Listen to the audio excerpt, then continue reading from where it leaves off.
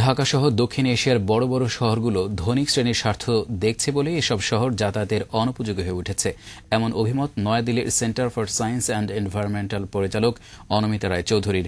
ঢাকা শহরে রাস্তাগুলোর সর্বোচ্চ ব্যবহার ও পাবলিক যানবাহনের উপর গুরুত্ব না দিলে এখানে বসবাসী করা যাবে না বলে মনে করছেন তিনি। বিস্তারিত জানাচ্ছেন ইমরান আনসারি।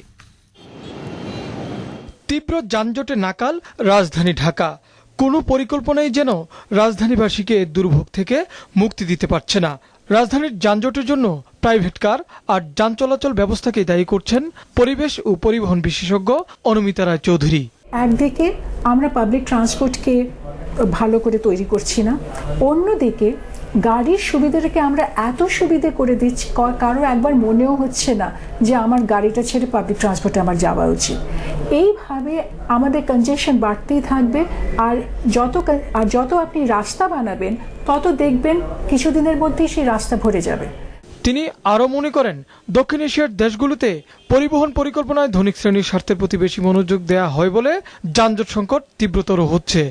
যেখানে খুশি যে পার্কিং করছি আজকে, তার জন্যে যে এই বড় শহরে তার জন্য যে একটা জমি দরকার এবং সেই জমির যে দাম, সেই দাম হিসেবে কি আমরা কখনো পার্কিং চার্জ দিই?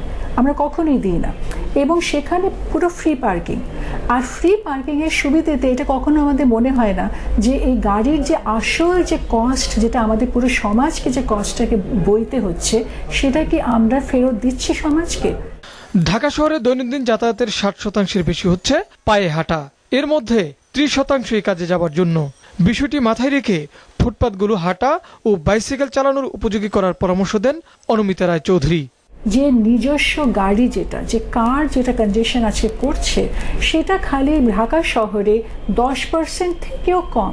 ইনফ্যাক্ট যদি আমরা ওয়াকিং ট্রিপসকে যদি আমরা ইনক্লুড করি, তাহলে বলবো যে কার শুধু 4% ট্রাভেল ডিমান্ডকে মিট করছে। যদি আজকে আমাদের যদি বহু সংখ্যক লোক যখন একটা সাস্টেইনেবল মোড অফ ট্রান্সপোর্টটাকে ব্যবহার করছে, তাহলে আমরা কেন তাদের উপরে ইনভেস্ট করব না? তাদের জন্য কেন আমরা সুন্দর বাসের ব্যবস্থা করব না? কেন আমরা সুন্দর ফুটপাথ বানাবো না?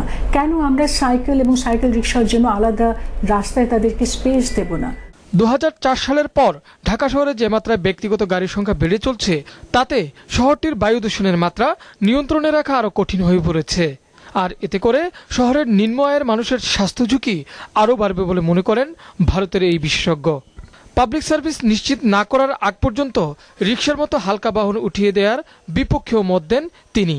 যদি আজকে এগুলো সব আপনি উঠিয়ে দেন, তখন লোকেদের যে নির্ভরতা নিজের গাড়ির ওপর বাড়তেই থাকবে, কারণ আপনি অল্টারনেটিভটা সরিয়ে দিচ্ছেন। আর যত নিজের গাড়ির ওপর নির্ভরতা বাড়বে, ততই পলিউশন হবে, ততই আপনার তেল পুড়বে। ইমরান আনসারি, দিগন্ত টেলিভিশন, ঢাকা।